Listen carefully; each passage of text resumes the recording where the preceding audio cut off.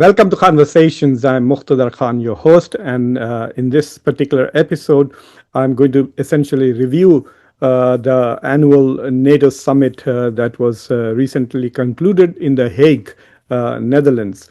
This was a very special orchestrated NATO summit in which all the European countries basically designed the NATO summit to please and pamper Donald Trump.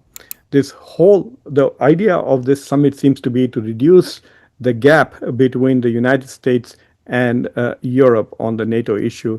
The NATO nations have been worried that Donald Trump might either withdraw from NATO as he threatened during his first term, or he may dilute his commitment to the NATO and the security of Europe. So that was a major concern given the fact that there is so much divergence between Europe and the United States on trade, on security issues, on things that Europeans think are very important, such as Ukraine's future, Ukraine's security, Ukraine's economic development, Ukraine's membership in EU as well as NATO. So all of these things seem to be the most important things as far as Europe is concerned, and Donald Trump does not see it that way. Donald Trump's goal seems to be essentially to bring back manufacturing to the United States, to make America more shall we say, self-reliant when it comes to national security-related manufacturing, to reduce the influence of China, and actually to improve U.S. relations with Russia. So while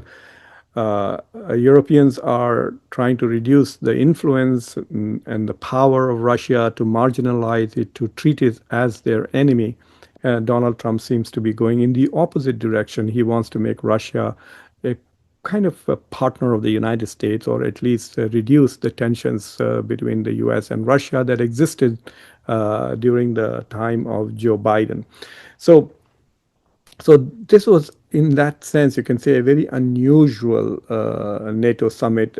For example, the previous statements issued by NATO summits run into like 30, 40 paragraphs. This was very succinct, just 5 paragraphs. So that kind of gives you an idea that they went through these motions with the desire to ensure that Trump does not damage NATO rather than move forward. And there was also a lot of sucking up to Donald Trump. They gave him a royal treatment, a dinner in the palace. He got to spend a night in the royal palace in Netherlands, etc. People were all basically acting like sycophants. So it was interesting to see as to how Europeans really were pampering Donald Trump.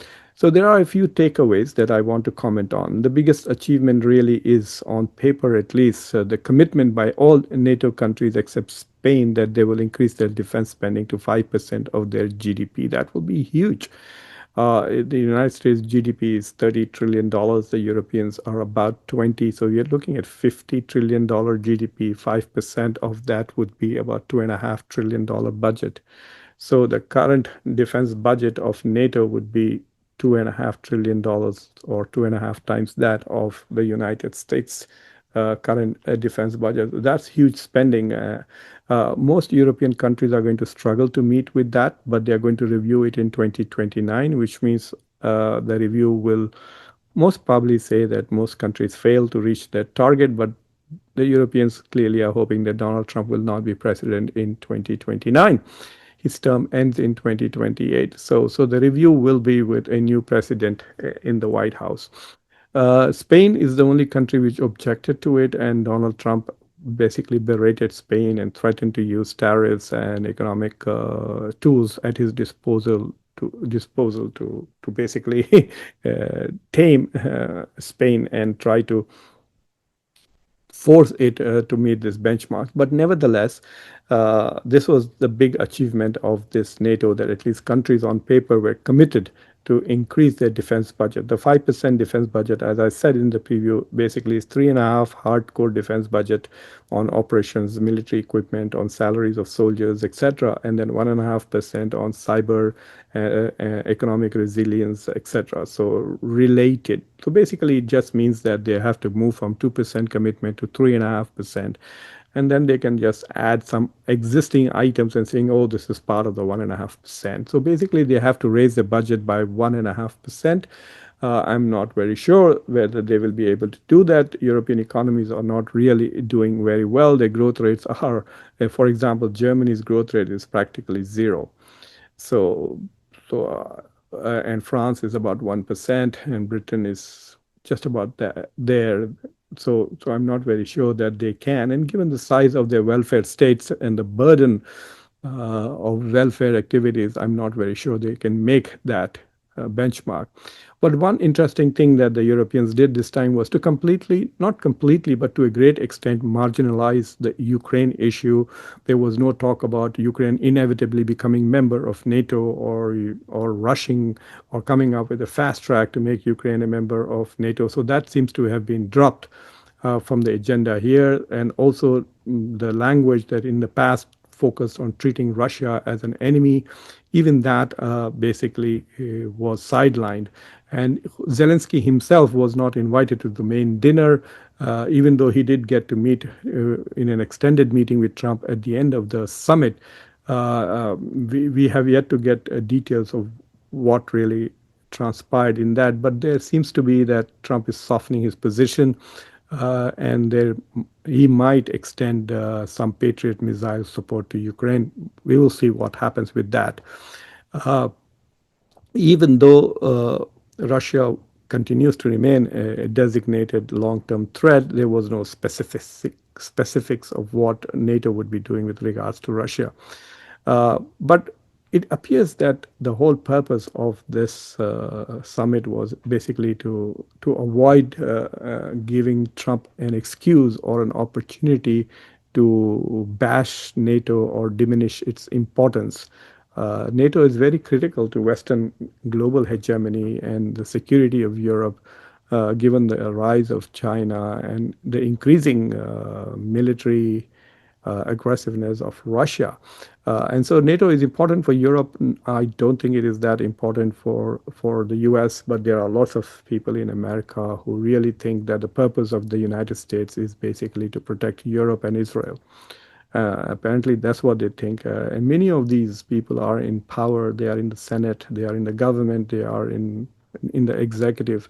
They hardly ever think about what is in the interest of the U.S. Often they are all funded heavily by lobbies for foreign countries. They take money from special interests, and so basically they have tried to make a U.S. military and economic power as something that can be sold to foreign countries by our own politicians for the right price.